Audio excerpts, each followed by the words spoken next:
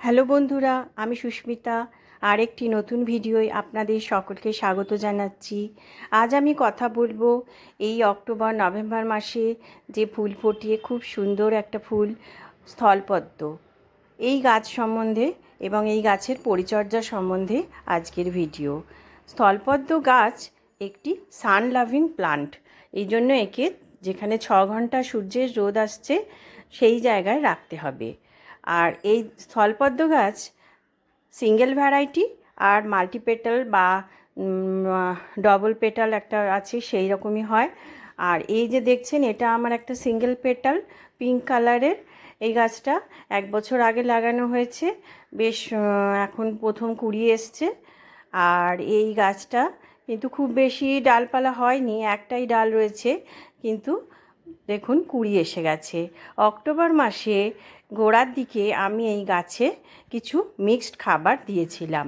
Mixed খাবার বলতে দিতে হবে শিংকুচি, হাড়ের গুঁড়ো, তার সঙ্গে ভার্মিকম্পোস্ট আর 1 মুঠো নিমখোল আর কিছু সামান্য একটু এপসাম সল্ট, এগুলো মিশিয়ে গাছের গোড়ায় দিয়েছিলাম। তারপরেই কিন্তু কুড়ি এসেছে আমার গাছে এবং সুন্দরভাবে ফুল হচ্ছে। এছাড়া এই গাছ কিন্তু অ্যাসিডিক মাটি পছন্দ করে, ওই জন্য আপনাদের একটু চায়ের পাতা ভেজানো জল, এই এখন ফুলের সময় তো একটু দিয়ে দিলে ভালো হয়, একবার দিলেই হবে। আর এই গাছ দেখুন, এই সিঙ্গেল পেটাল পিঙ্ক কালারের এটা ফুটেছে।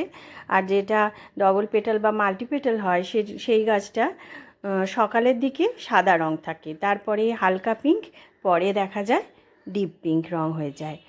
আর হলুদ যে ভ্যারাইটিটা আছে, সেই ভ্যারাইটিটা সিঙ্গেল পেটালের যে হলুদ ভ্যারাইটি, সেইটা কিন্তু এই সময় ফুলটা ফোটে। আর এই সিঙ্গেল পেটালের পিঙ্ক ভ্যারাইটিটা বছরে আরও বিভিন্ন সময় ফুটতে দেখা যায়। আর এইটা হচ্ছে মাল্টিপেটাল স্থলপদ্ম গাছ। এই গাছের মাটিতে কিন্তু জলের মানে স্যাঁতস্যাঁতে ভাবটা রাখতে হবে, যেন শুকিয়ে না যায়। মাটি যদি বেশি শুকিয়ে যায় তাহলে কিন্তু কুড়ি ঝরে পড়বে, সেই জন্য নিয়মিত একে জল দিতে হবে। আর দেখতে হবে জল যেন গাছের গোড়ায় না জমে যায়, ড্রেনেজ ব্যবস্থা দেখতে হবে। এছাড়া এই গাছে মাসে একবার করে ভার্মিকম্পোস্ট দিয়ে দেবেন। ভার্মিকম্পোস্ট গাছের বৃদ্ধিতে খুবই কাজে লাগবে।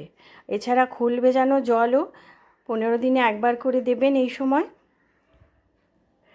আর এই গাছে দেখবেন কিছু পোকার আক্রমণ হয়, যেমন হচ্ছে এই কুড়িগুলোর মধ্যে জাপ পোকা দেখা যায়। তাছাড়া মিলিবাগের আক্রমণও হয়। মিলিবাগের আক্রমণের জন্য নিম অয়েল স্প্রে করতে পারেন। এছাড়া জাপ পোকার জন্য কাকা এইসব স্প্রে করা যেতে পারে। এইভাবে গাছের যত্ন নিতে হবে।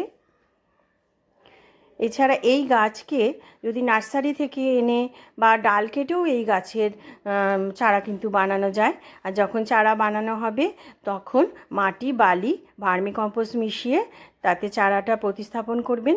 আর গাছটা 1 ফুট মতো বড় হয়ে গেলে তবেই এতে আরও অন্যান্য খাবার দেওয়া যেতে পারে। আর যারা রাসায়নিকভাবে বাগান করছেন তারা কিন্তু এই সময় 19-19-19 ব্যালেন্স এনপিকেটা স্প্রে করবেন মাসে একবার।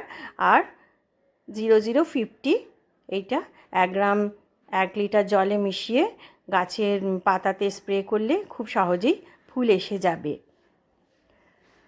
আর এই গাছে দেখবেন যদি রুট বাউন্ড হয়ে গিয়ে থাকে, টবের তলা দিয়ে রুট বেরিয়ে যায়, তাহলে সেক্ষেত্রে কিন্তু রিপোর্টিং করতে হবে।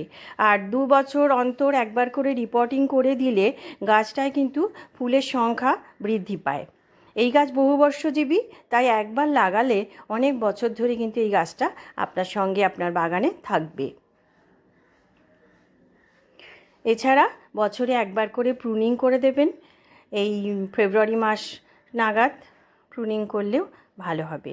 আর এই সময় আমি কিছু ঘরোয়া সার এই সময় গাছে প্রয়োগ করছি। ডিমের খোসার গুঁড়ো নিয়েছি, কলার খোসার গুঁড়ো নিয়েছি, তার সঙ্গে নিয়েছি চা পাতা কিছু আর পেঁয়াজের খোসার গুঁড়ো। এছাড়া নিয়েছি 1 মুঠো ছোটো 1 চামচ লাল পটাশ। এগুলো ভালো করে মিশিয়ে গাছে দিয়ে দিলাম, যাতে আরও 1 মাস আমি ভালোভাবে গাছে ফুল পাই। আর এইটা হচ্ছে আমার একটা নীল জবা গাছ, সেই গাছটা এখনও ফুল আসছে, তবে এই গাছটার তো এখন ডরমেন্সি পিরিয়ড শুরু হয়ে যাবে। আচ্ছা বন্ধুরা, এই ভিডিওটা এখানেই শেষ করছি।